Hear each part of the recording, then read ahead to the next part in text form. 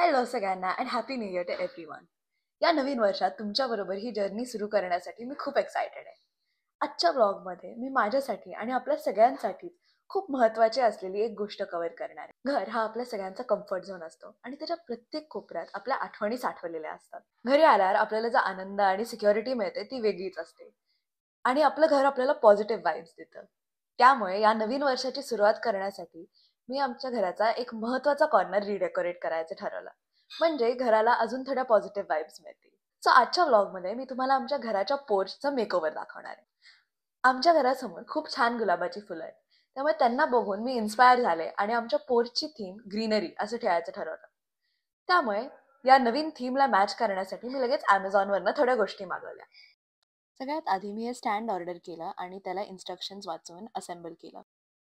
त्याच नंतर natural greenery enhance करण्यासाठी आणि प्लेन भिंतीला थोडं डेकोरेट करण्यासाठी मी या पानांच्या वाईन्स ऑर्डर केल्या, ज्यांना मी सेपरेट केलं आणि पुष्पिन लावल्या सो त्या वॉलवर हँग करता येतील. त्याचबरोबर ॲमेझॉनवर सर्फ करताना हे 2 स्टॅच्यू मला खूप आवडले, सो या पोर्च मेकओव्हरसाठी ते पण ऑर्डर केले. सगळं अनबॉक्स आणि सेटअप करून झाल्यानंतर आधी मी पोर्च क्लीन करून घेतला आणि त्या वाईन्स 1 बाय 1 वॉलवर हँग केल्या. सो हा आहे वॉलचा फिनिश्ड लुक. माझ्या आईला ट्रेडिशन जपायला खूप आवडतं आणि भारतातील प्रत्येक घरात तुळशी वृंदावन हे असतंच. त्यामुळे जेव्हा माझ्या आईला कळलं की इथले एक काका तुळशी वृंदावन बनवतात, तेव्हा तिने लगेच ऑर्डर केलं. तुळशी वृंदावन घरी आल्यानंतर मी त्याला लाल रंगाचे 2 कोट दिले आणि वाळायला ठेवलं.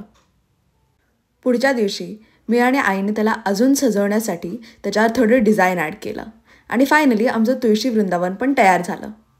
आता त्याच्यात फक्त तुळस लावायची राहिली आहे. अशा पद्धतीने आम्ही नवीन आणि ट्रेडिशनल या दोन्ही गोष्टी जतन केल्या. सो हा आहे आमच्या घराचा बिफोर आणि आफ्टर. या न्यू लुक आणि ग्रीनरीमुळे आम्ही अजून पॉझिटिव्ह वाईब्स आणि एनर्जी घेऊन या नवीन वर्षात आणि नवीन दिसणाऱ्या घरात प्रवेश करत आहोत.